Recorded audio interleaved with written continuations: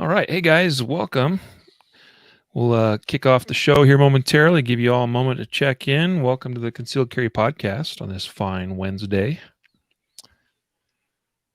It is a fine Wednesday. Yeah. Well, the weather here is nice. I don't know about where Ryan's at, but it's sure nice here. Oh, it's gorgeous. It's overcast, nice and cool. It's a good range day. Yeah, it would be. Indeed. Don't tease me, Jacob. I'd like to be there right now. You'd like to be at the range or in Tennessee? Yeah, I'd love to be at the range. Wow. So I would be cool at the range or in Tennessee, or at a range in Tennessee for that matter. It would be all good. Hey, Mark, thanks for joining. For those of you getting logged in, tell us where you're logged in from. Yeah, say hello, that sort of thing. We got obviously a special guest here today, so it should be an interesting show. It will be an interesting show. It'll be a show unlike any other. In fact, we'll be talking about stuff that I think is unlike any other previous episodes, so that'll be kind of cool and interesting. Stan says he's hearing an echo. I don't hear it. Me either. That's suspect. Two of us have headphones on. Same model headphones, I might note. Yeah, well, I've tested this about a bazillion times now, and I've run without headphones for a long time and haven't had any issues. But, Stan says just his computer. All right. I was going to throw the headphones on. Look all official. I'll let you guys look official. All righty. Hey, Scooty, George from Florida. Scooty EE. Mm-hmm. Yep. Thanks for joining, guys. So let's get started. All right, we've got a few of you on. I'm sure more will join. All right, so let's do the audio portion of the podcast beginning in 3, 2, 1. This is the Concealed Carry Podcast, Season 2, Episode 7. And welcome to the Concealed Carry Podcast, brought to you by Excess Sights. Today is Wednesday. What is it? The 26th of May? It's hard to believe. Mm-hmm. The month is almost over already. And I'm your host, Riley Bowman, and I'm joined today by co-host Jacob Paulson and special guest Ryan Cleckner. Hello, sir. Hello. And we'll do a more proper introduction of Ryan here momentarily. But first, I want to mention to you all that this episode is sponsored by RocketFFL.com. And guys, you'll want to check out that by going to concealedcarry.com/FFL to learn more. And you'll probably want to learn more after you listen to what we have to talk about today. Just throw out our necessary and required disclaimer. So concealedcarry.com/FFL will redirect you to Rocket FFL, but then we get paid a little bit of money. So if you don't want us to get paid, I suppose you just go to rocketffl.com. That is okay. That is okay. But it's nice, that we can continue to pay for the podcast and stuff. So we like money, generally speaking. So guys, we're kind of moving right along here because we got a lot to cover and a short time to do it in, and also want to be respectful of Ryan's time here today. As was mentioned, we have a special guest today, Ryan Cleckner, former sniper in the the 1st Ranger Battalion. That's true. 1st Ranger Battalion. Yep. Long time ago. Multiple deployments. Mm-hmm. You're also the owner of RocketFFL.com and a bunch of other things, plus author of a book, the long range shooting. Hold on, I had it in my memory, but it's gone now. Long range shooting handbook. Oh yeah, there you go. I tried to keep it simple. I was trying to complicate it. I knew it was simple. So Ryan's with us today. Also, don't you have a podcast of your own? I have a couple podcasts that I don't keep up with as well as I should. I do a bunch of videos and content for the NSSF. If you've seen videos there, or other ventures and projects. I do a lot. If it's firearms related, I want to do it. So yeah, I was actually checking out some of your videos from the NSSF just this morning. In fact, really good stuff. I mean, guys, honestly, if you're looking for just a good, simple, straightforward guide, if you will, to long range shooting, go to the NSSF's YouTube channel and just search Ryan Cleckner, and like there's a whole playlist too, like 30 Yeah. some odd videos. Yeah. So really, really good stuff. I was really impressed. I've seen Sure. some of your videos here and there through the years, but I Mhm. was kind of consuming a few of those this morning as I was doing various things, getting kids ready for school and whatnot. So anyway, guys, super excited again to have Ryan with us today. We're talking about getting your FFL, which is your federal firearms license, whether that's something that folks should look into. I know that we get questions from time to time, people asking about it, like, hey, you know, what if I became a dealer? Like, I want to do XYZ thing.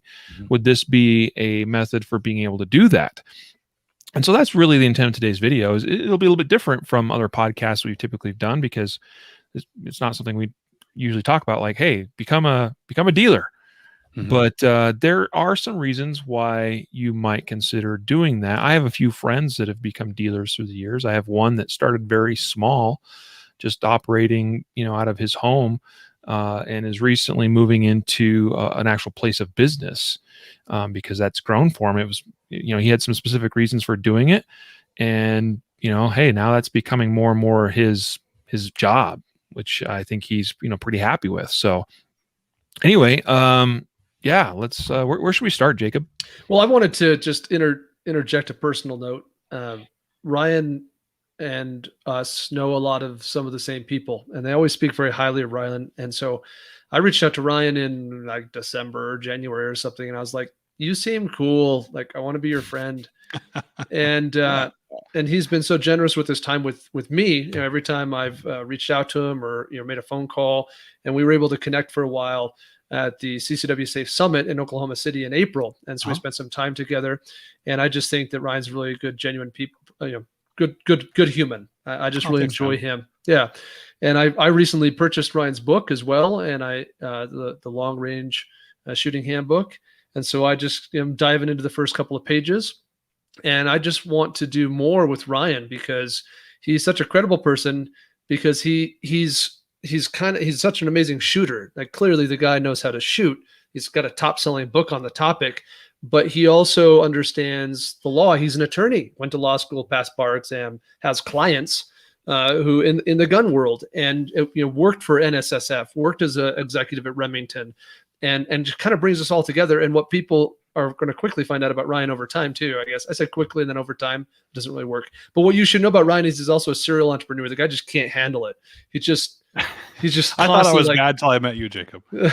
yeah. I hide that part of myself a little bit too, but yeah. But Ryan, so anyway, we identify really well, I think, and I'm just really excited to hear from you.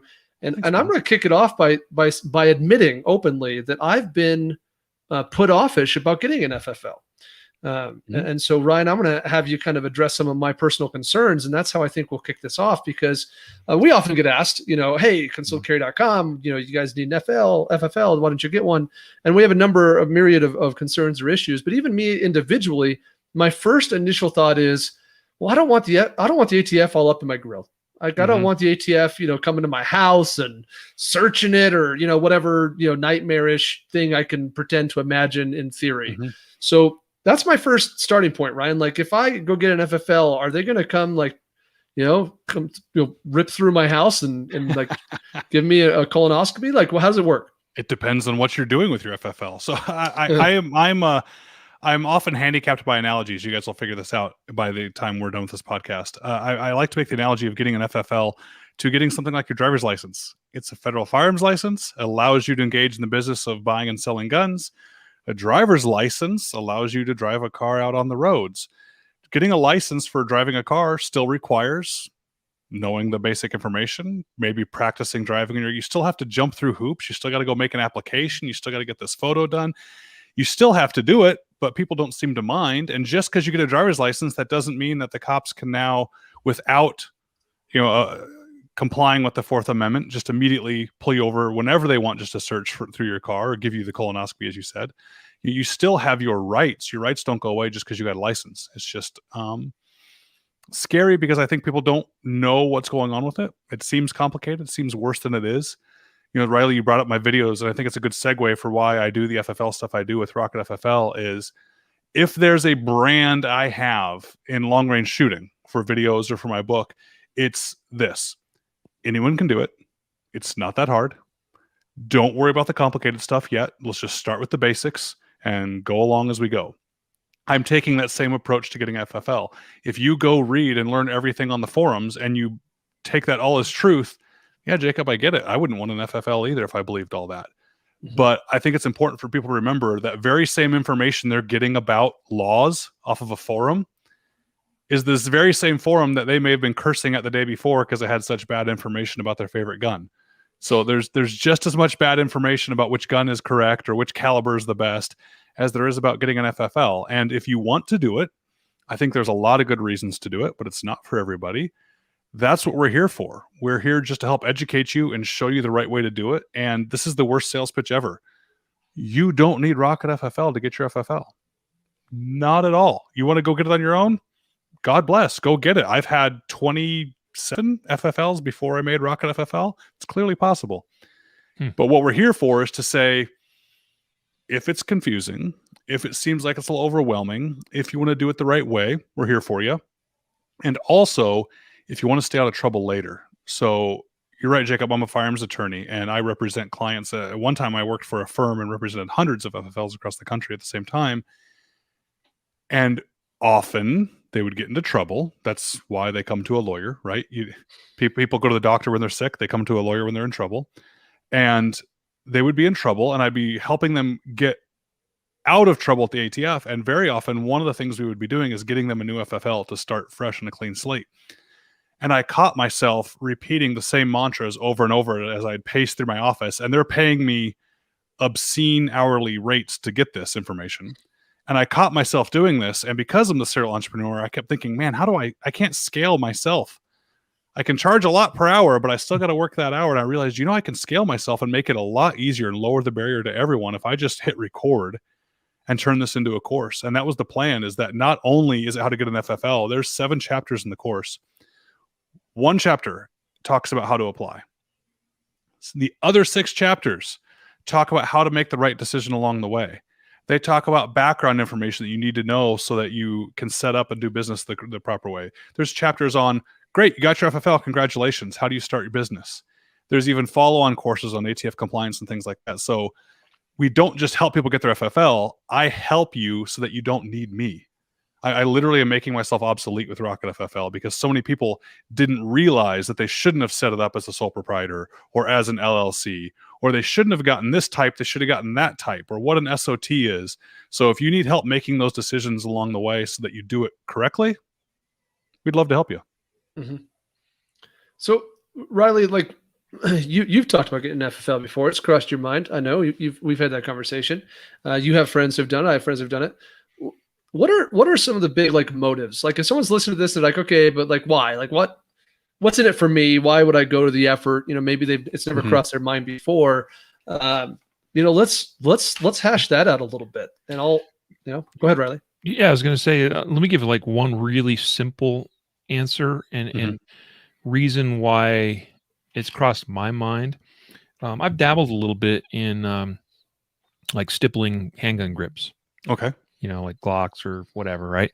And kind of thought, hey, might be kind of fun if a friend or somebody wanted to send one along, and I did some work on their gun for them. Well, it's one thing if it's a P320 and then you can take the grip module off and just send the grip module. That doesn't require any regulatory interference. But if they want to send over a Glock, well, that's a serialized frame. That is the firearm. So that one, and again, that's not something I'm actively doing or pursuing, but I've kind of dabbled in a few things and thought, yeah, that might be kind of interesting, but the only way I could make something like that happen is if I had an FFL. The other reason is that we sometimes, in fact, I've got a gun on loan with me right now that I'm reviewing that, it's a pain in the butt that I got to go get with my buddy that's an FFL, although it's a good excuse to see him, but it sure be nice if, I could have manufacturers send me a T&E gun directly. It'd be kind of cool.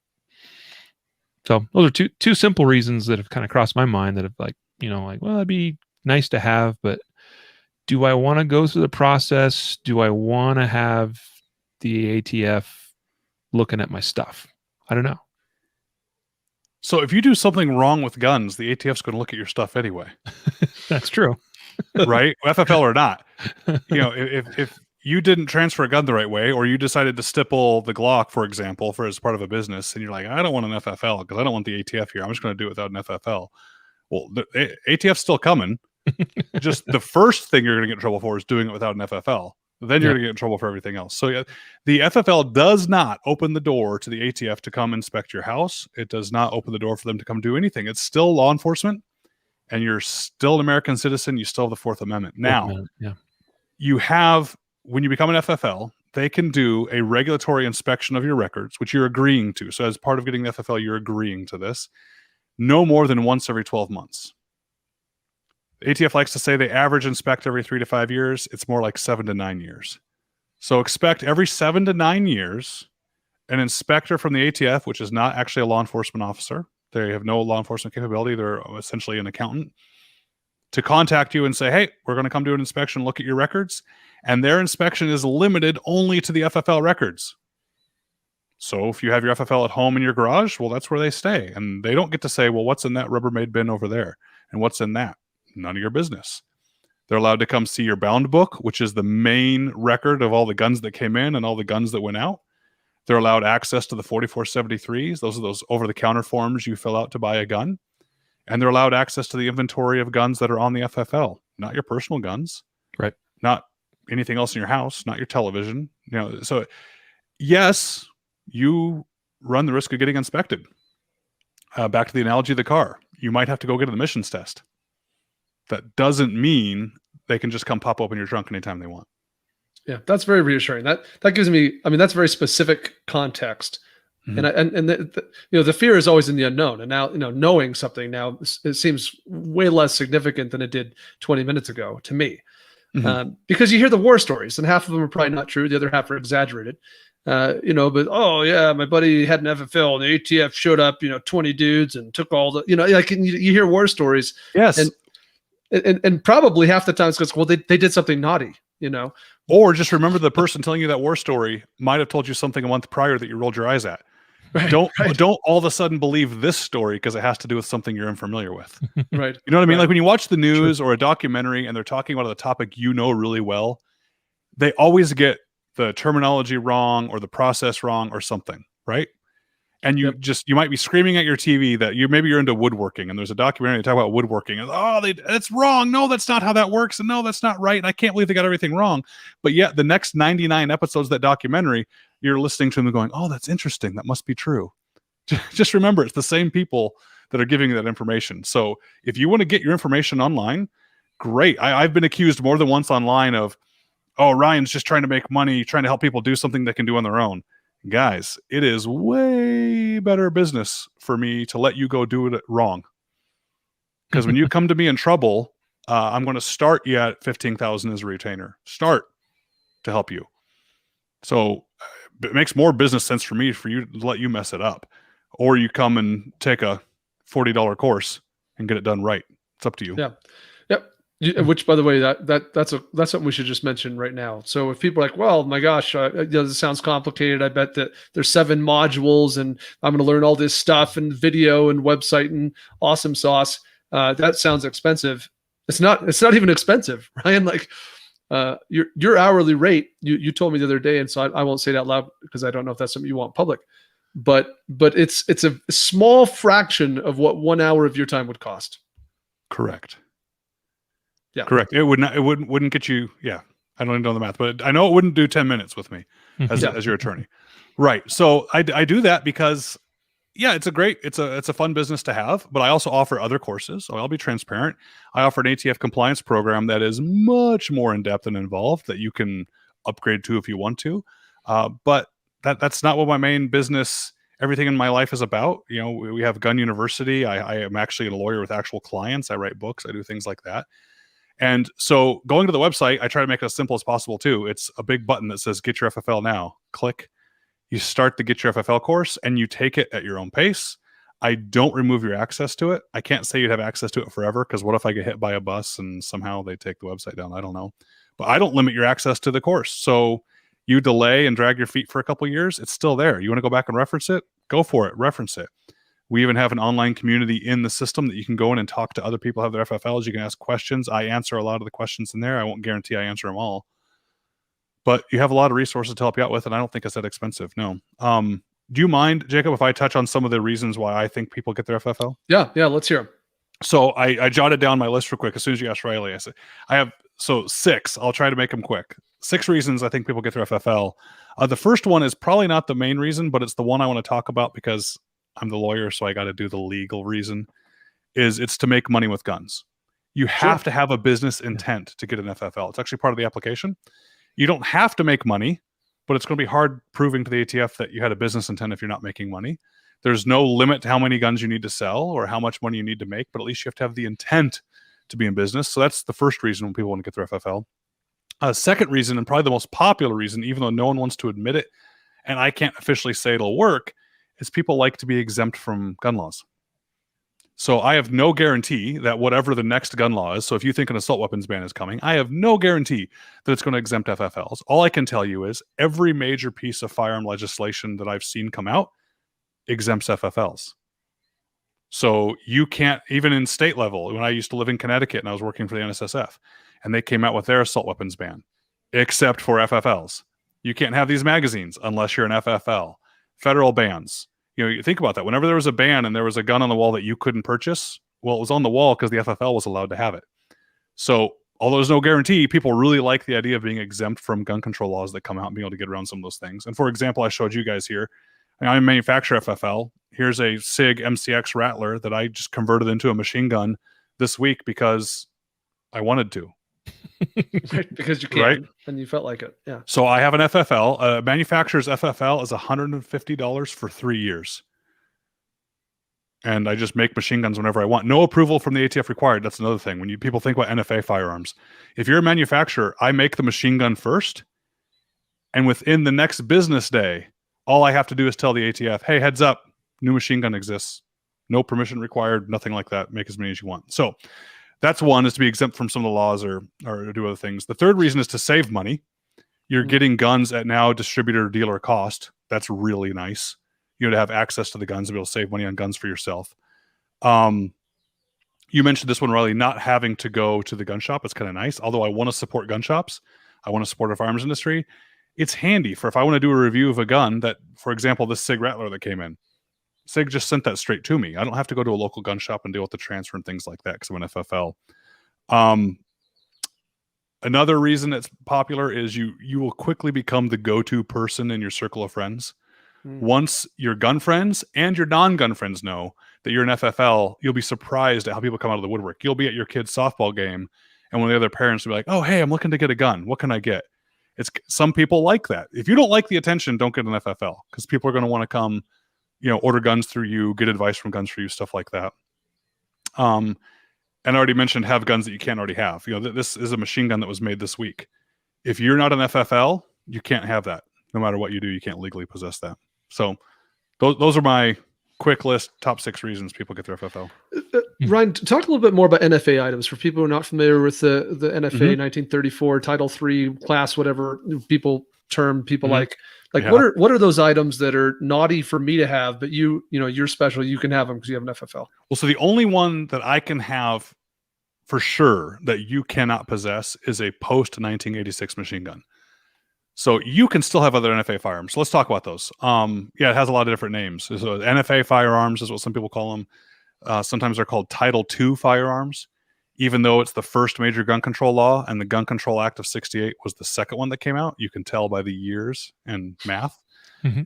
But the latter one, the Gun Control Act, is called Title I. The earlier one's called Title II. Go figure. The Gun Control Act, the National Firearms Act of 1934 regulated certain super scary guns. These are silencers. Yes, federal law calls silencer a firearm.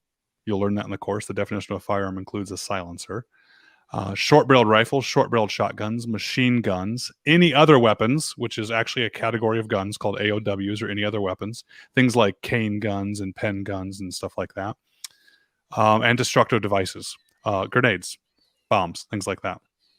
So those specific types of firearms again, including silencers, are regulated by the National Firearms Act, and they require a tax be paid, and they're required to be registered. There's actually federal law that says there cannot be a federal firearms registry. That's actually in the Firearms Owners Protection Act that prevents the federal government from keeping a registry of who owns what guns. That's real law that really has real world implications every single day. Whether you guys know it or believe it or not, it's true. But NFA Firearms, there is a registry. There's actually a list with the ATF with your name on it with every single NFA firearm you have. And that's why you have to apply for it and get it transferred to you and pay a tax on it. The tax also comes from it for a little freebie information for people. This is back when the ATF used to be under Treasury before they were under the Department of Justice. So really their only way to regulate something was to tax it. So that's why we have a federal tax on those items. Most of those items carry a $200 tax per item. The AOWs are only a $5 tax. So if you want to go buy a silencer, you can go to your local gun shop. You see the silencer, buy the silencer, but you can't take possession of the silencer yet. You can own it, you just can't possess it.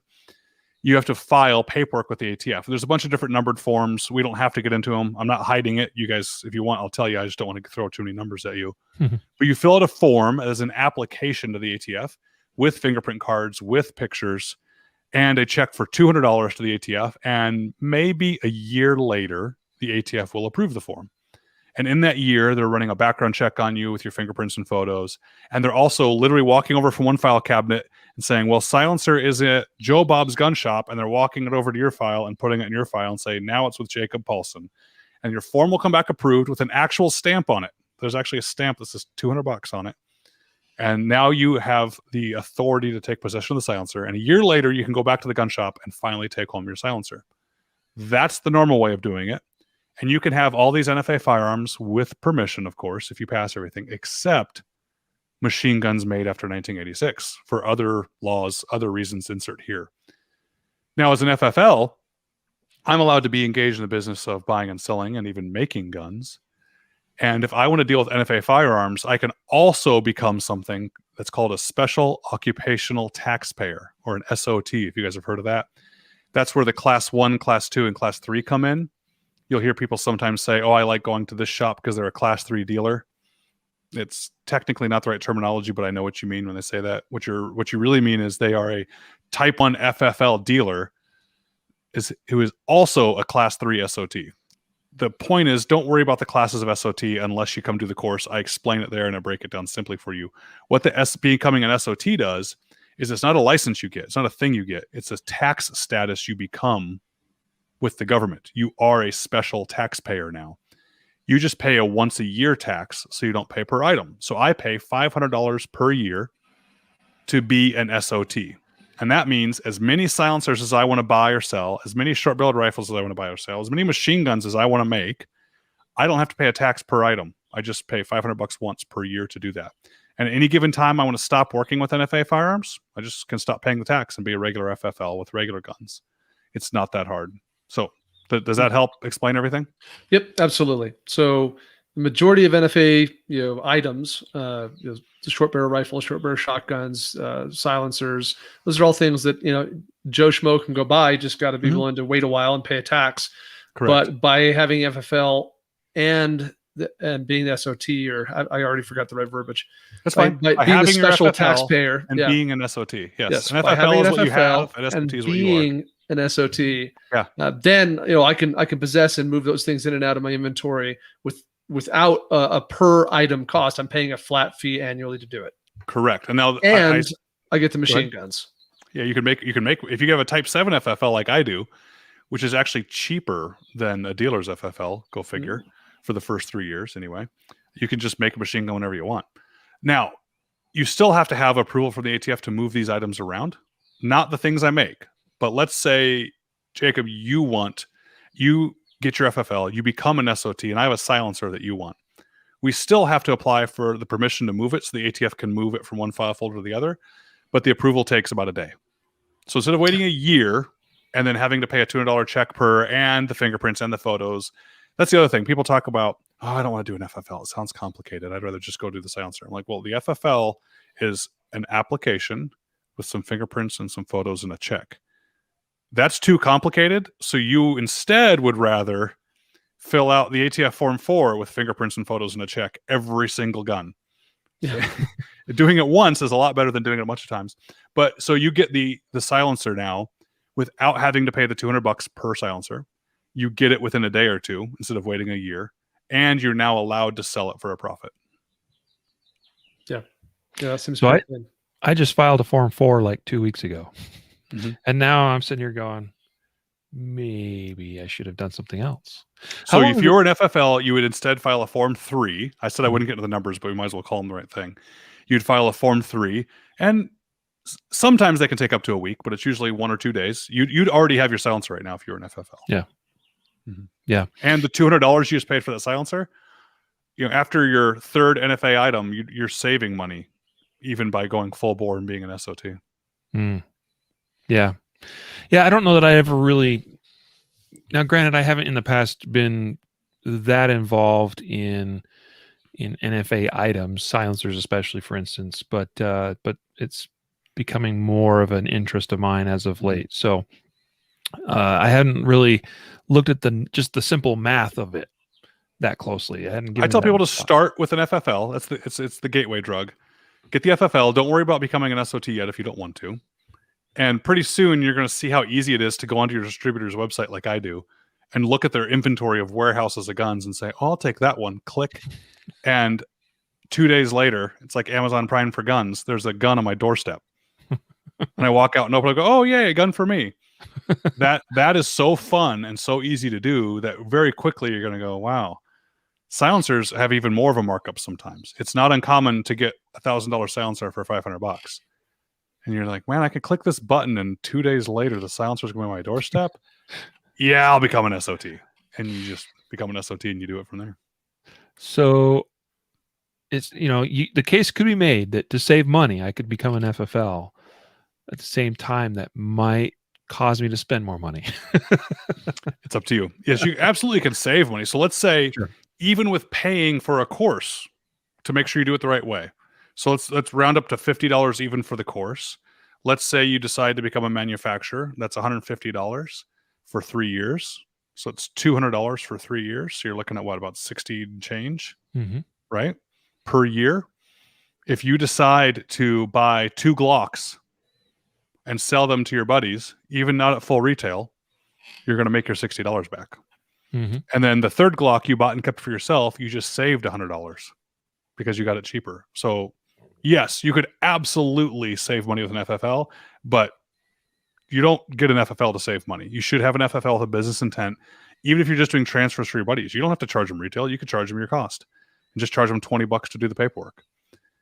That alone is a way to make, if you do 3 of those a year, you're at least going to break even with your costs. So, but yeah, you're going to, if you're like me, it's too easy to enjoy your own product as a dealer, which you're not supposed to do, is what I hear. I got the joke. It took me a second. Ryan, there's some questions here for some live viewers wondering what, if any, variances or concerns, restrictions might exist on FFLs at the state level. So does a person who lives in New Jersey versus California versus Texas need to know things, and is that addressed in the course? Yes and yes. So the hard answer, but it's the truth, is I am an attorney in Connecticut. I'm not probably an attorney in your state. So if you're in California, I'm not licensed to practice law in California.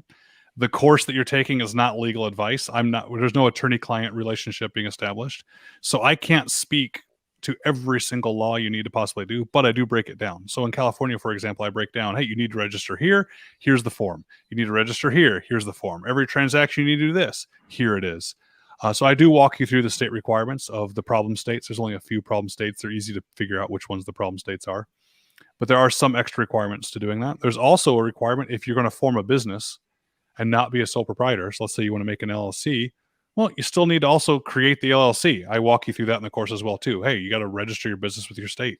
You got to actually give your business a name. You got to do things like that. So we talk about that in there. So there are some extra requirements, but already if you live in a state where it's going to be an extra problem. Yeah, and we're probably talking about 10 or less states, I imagine. Right, or even cities. New York City, you want to make machine guns in an apartment in New York City. It's not going to happen. Yeah, I could see it as a conflict. There'd be a lot of FFLs in New York City if that was a possibility. But home-based FFLs, there are more. So I get this question a lot too. Well, you're allowed to have an FFL at your home. I heard the ATF shut that down. Absolutely untrue. Under Clinton, they tried to start reducing the number of home-based FFLs, or what they call kitchen table FFLs. But here's proof that not only is it possible, it's common. More FFLs in this country right now, today, the majority of current FFLs are home-based FFLs.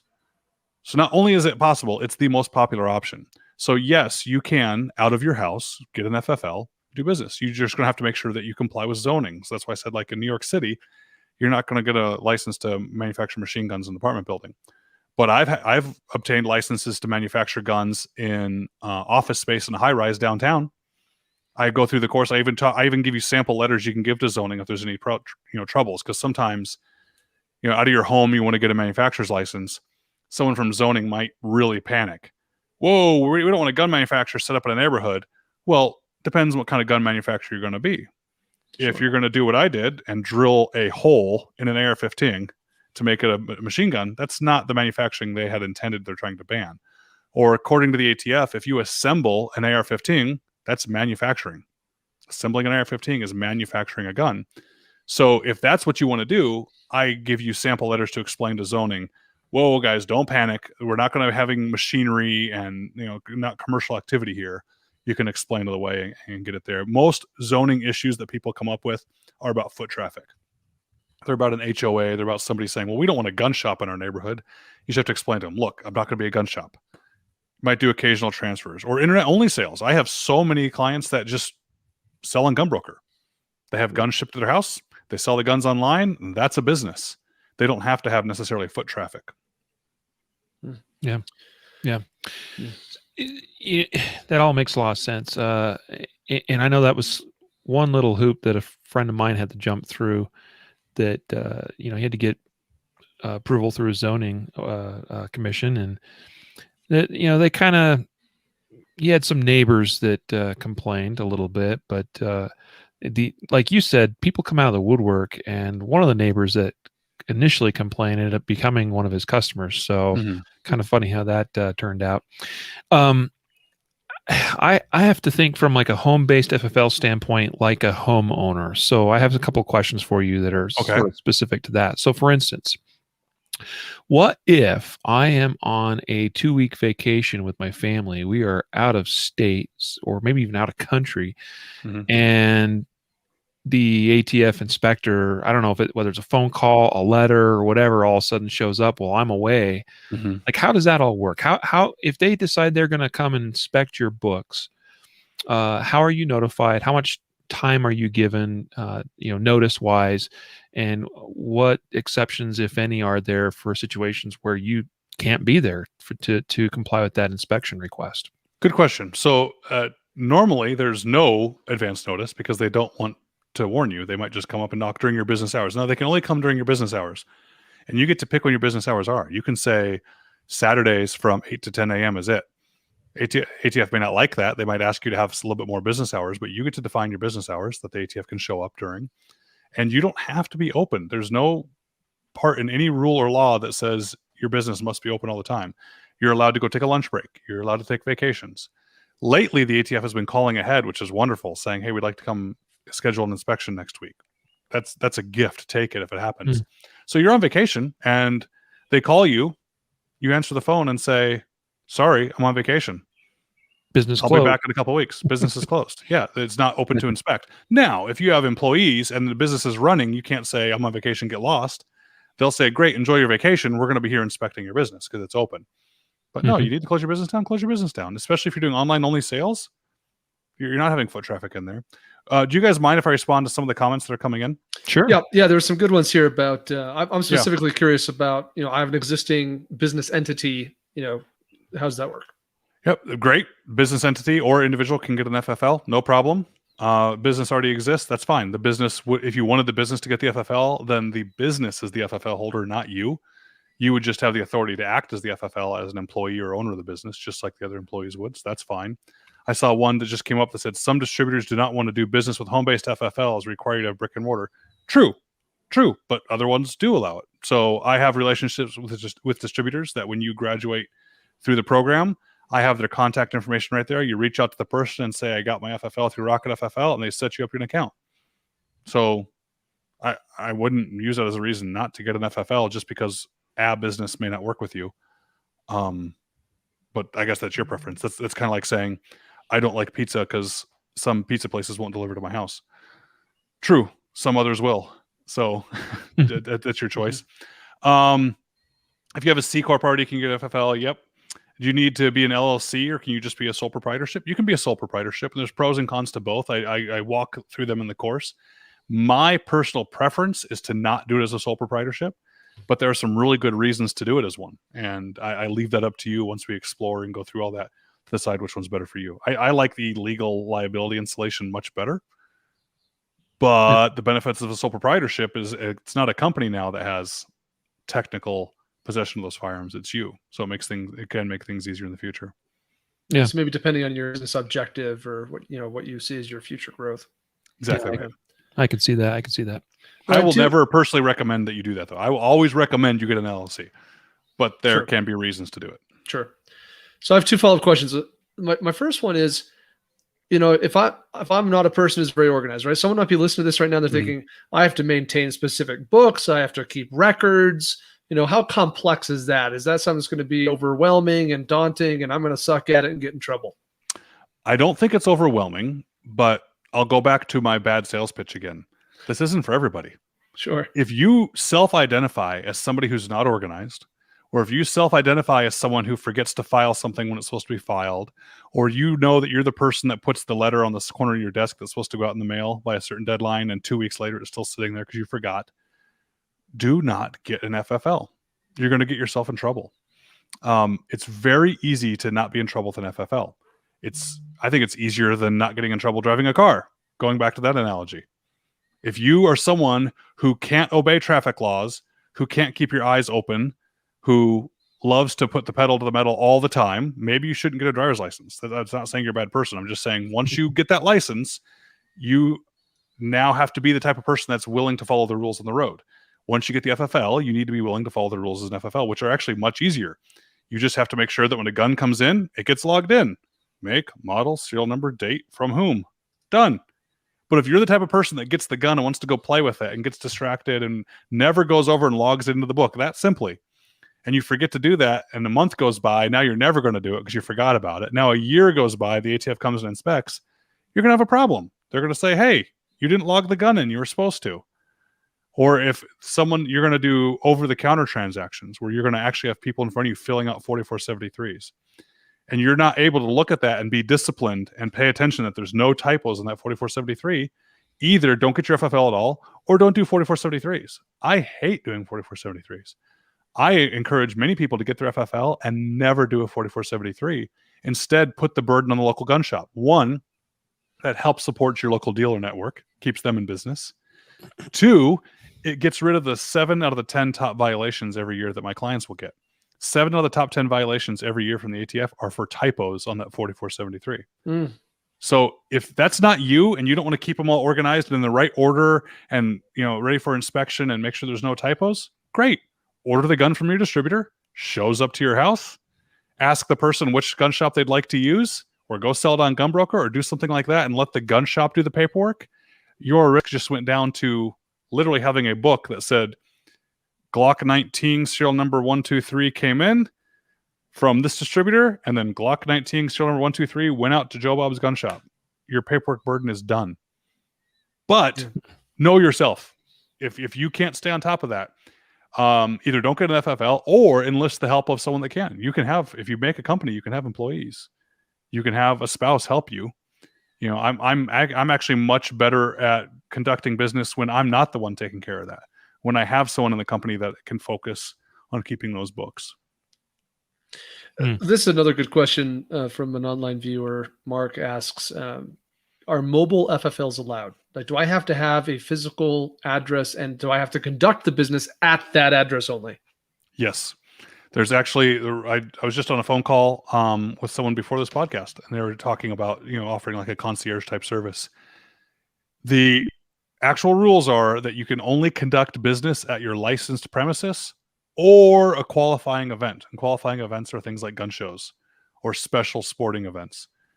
Other than that, you have to conduct business at your licensed premises. And yes, you must have a licensed premises because that's where the ATF needs to know that they can inspect to find your inventory, your records, and you when it's time for inspection. So mobile, sure, go to the range and show off the gun. I don't even care if you take the gun and use it as a sales sample for somebody. But when it comes time to conducting the business, it needs to be at the licensed location. Back to a question I had, from the viewpoint of a typical homeowner, would be, what if I decide I'm going to move?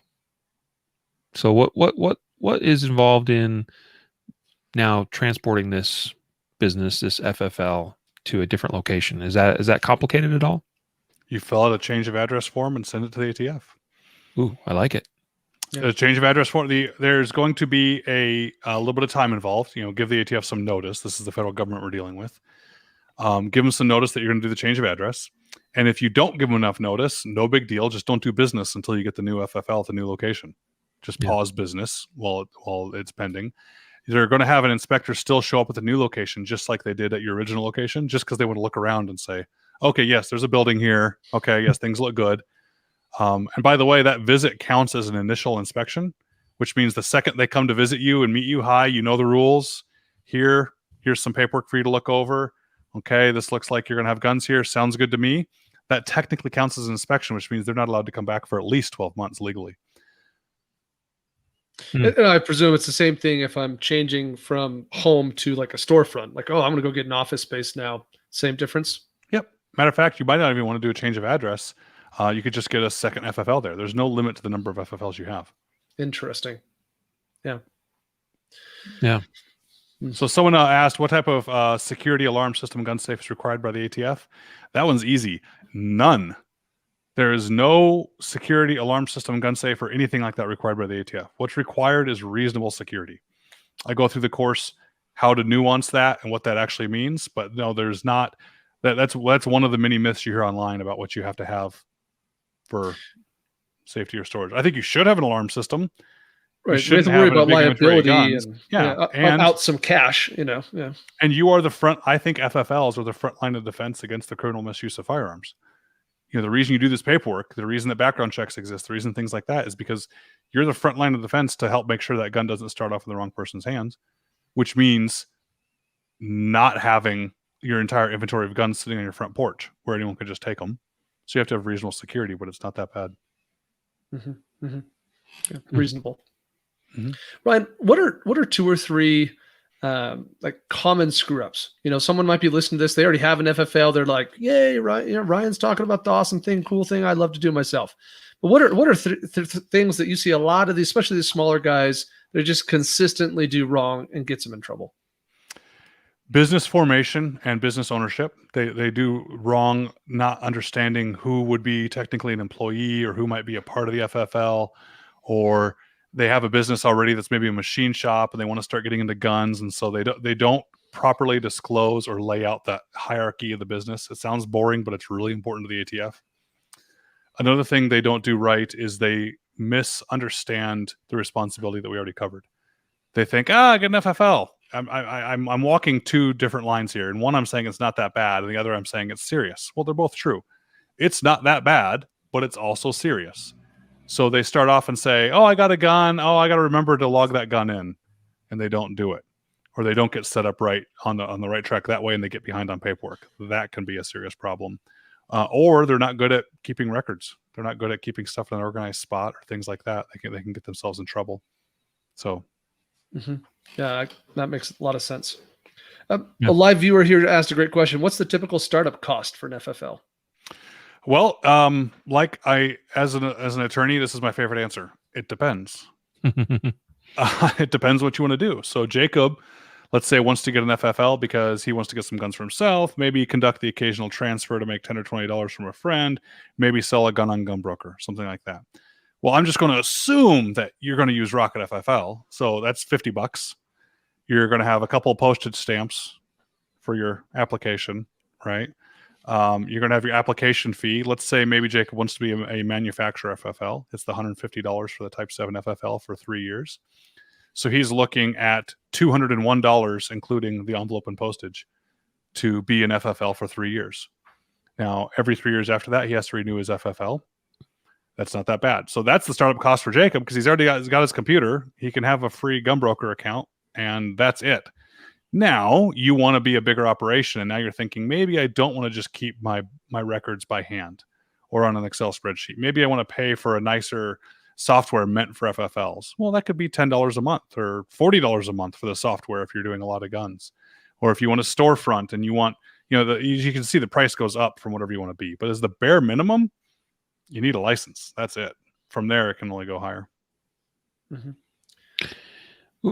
How long does it typically take to process an application for an FFL? 2 months. You by application, you should have your FFL within 2 months.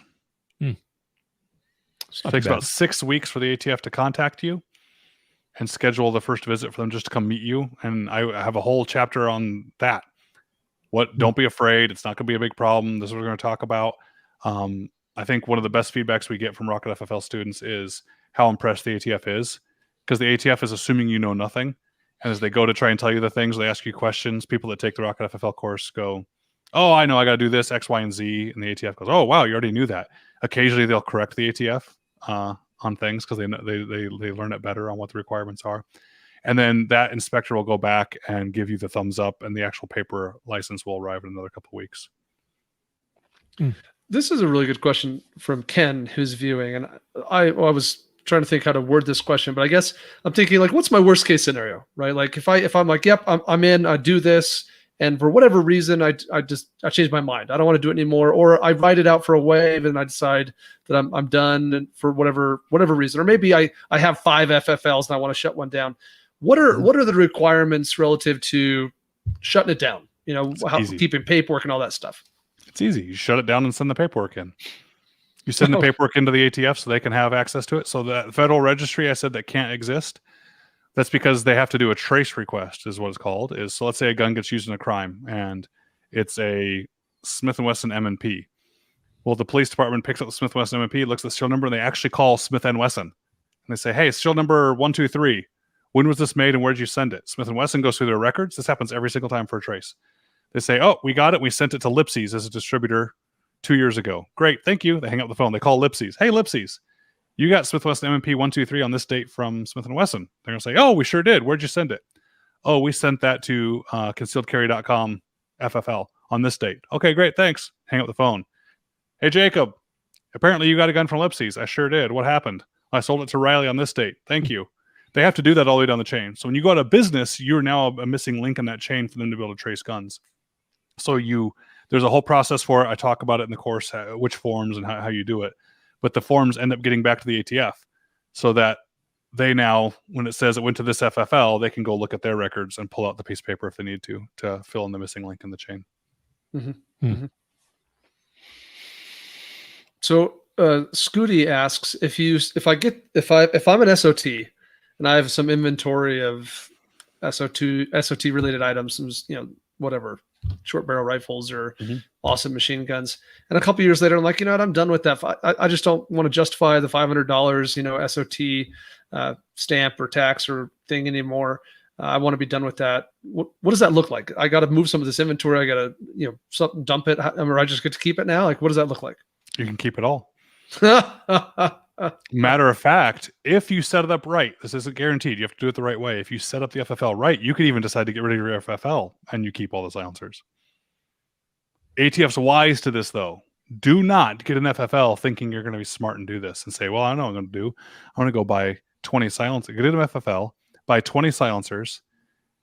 2.5 months later, you've got everything, and all your buddies are still waiting a year, and they paid a ton of money, and then say, haha, now I don't want my FFL. Take it back, ATF. I got you. They're going to know. They're going to catch you onto that, and that is not a valid reason to get an FFL. So don't do that. However, if you had the actual business intent, and for whatever reason you decided later that you don't want the FFL anymore, depends on how you structured the FFL, whether it's in a company or your name or things like that. But if it's a company, the company still owns the property. The company still owns those silencers. And if you're still an FFL, you can still be engaged in the business of buying and selling things. You just got to be careful with the NFA items.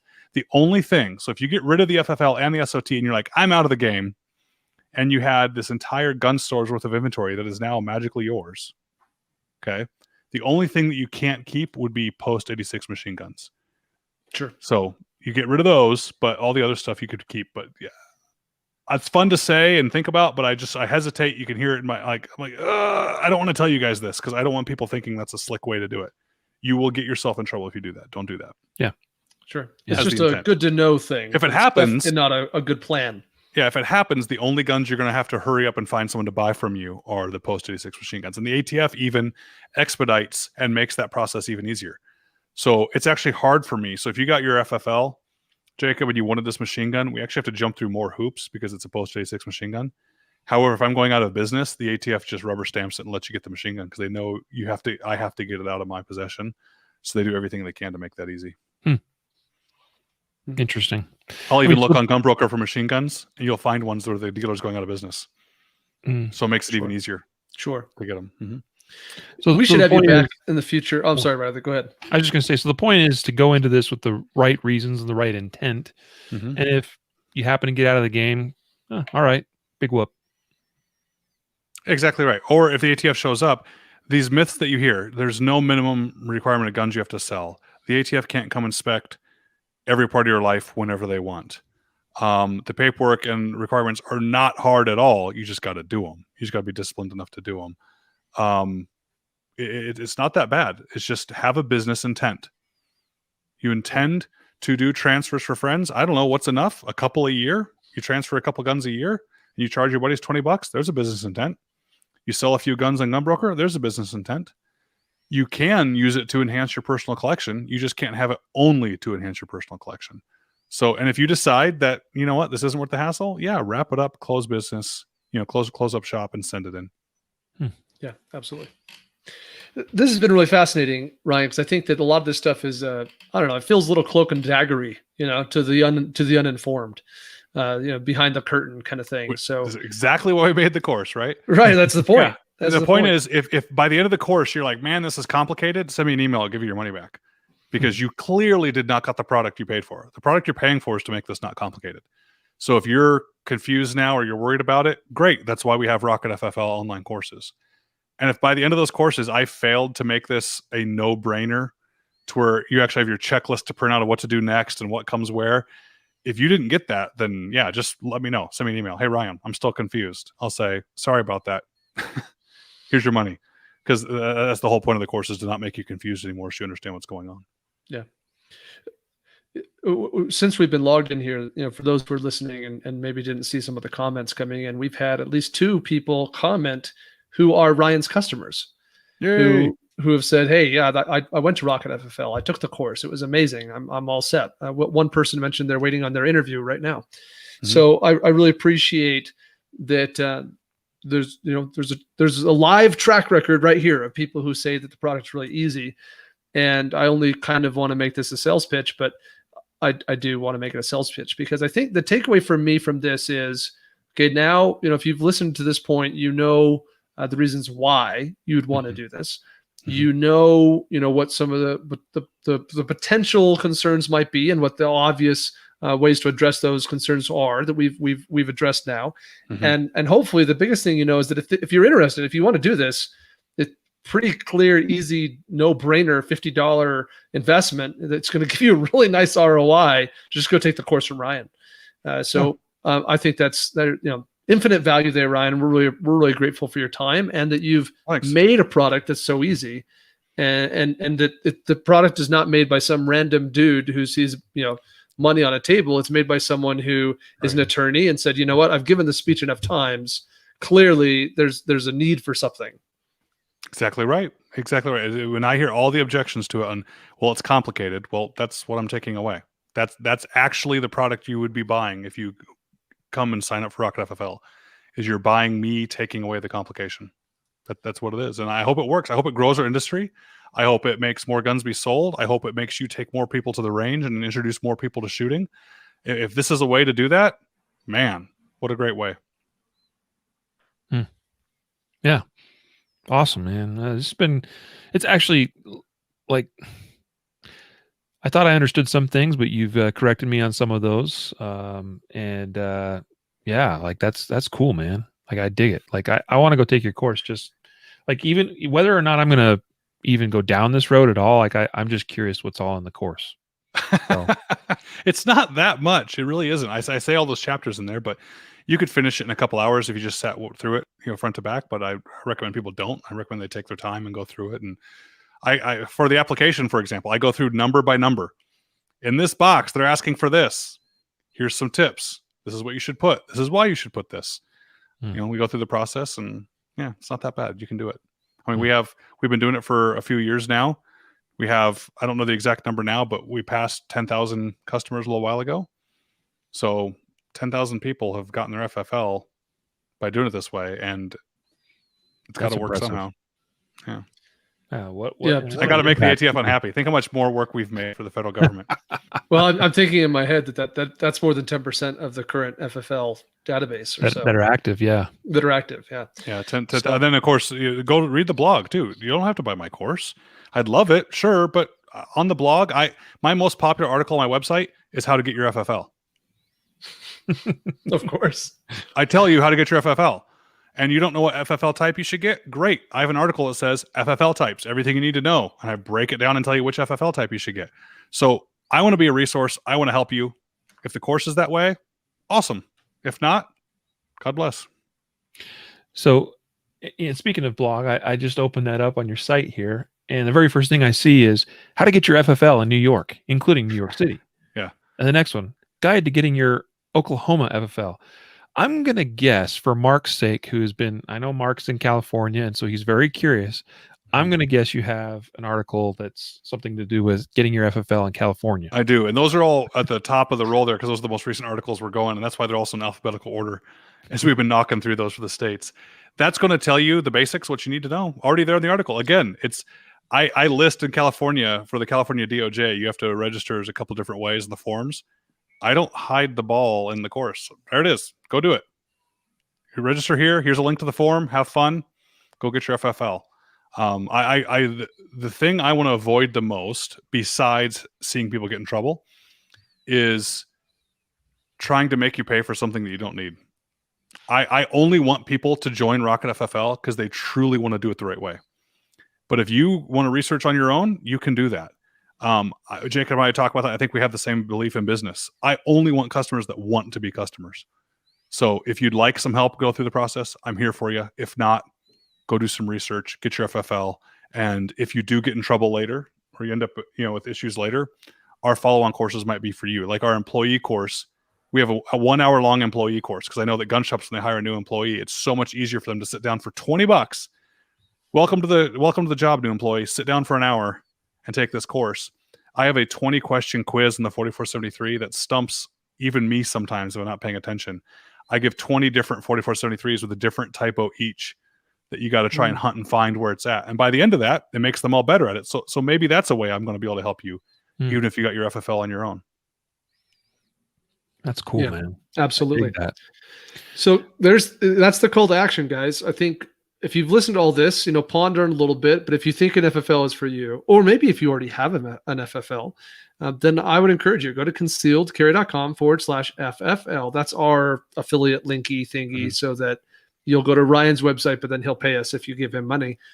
Or if you don't want us to get paid, you just go to rocketffl.com. You can Google it. I'm confident. I've done it. Just type in Rocket FFL into Google and you'll find it. Because you're too lazy to type in a .com, and then when you get there, check out all the different courses. Or if you're still not sure, there's the blog's got tons of content, tons of great information and resources, and we want you to be informed. I appreciate, and this is what I'm going to end with, Ryan. For me, this is going to be my last words, and I'll toss it back to you and Riley.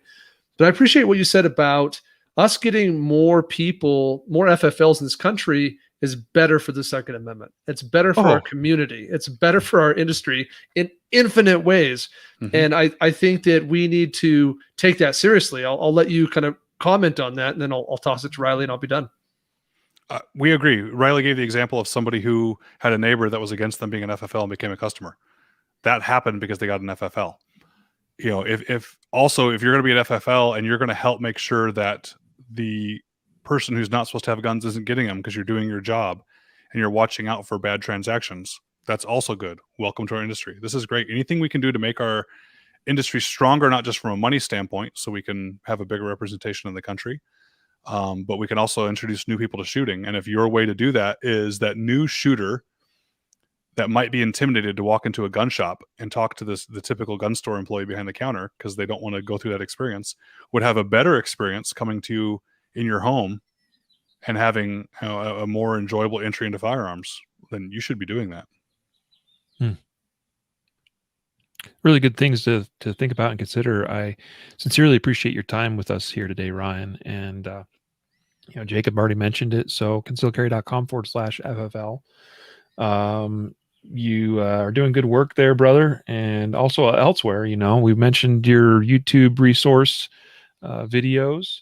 You're also connected with a website called gununiversity.com, right? I do too many things.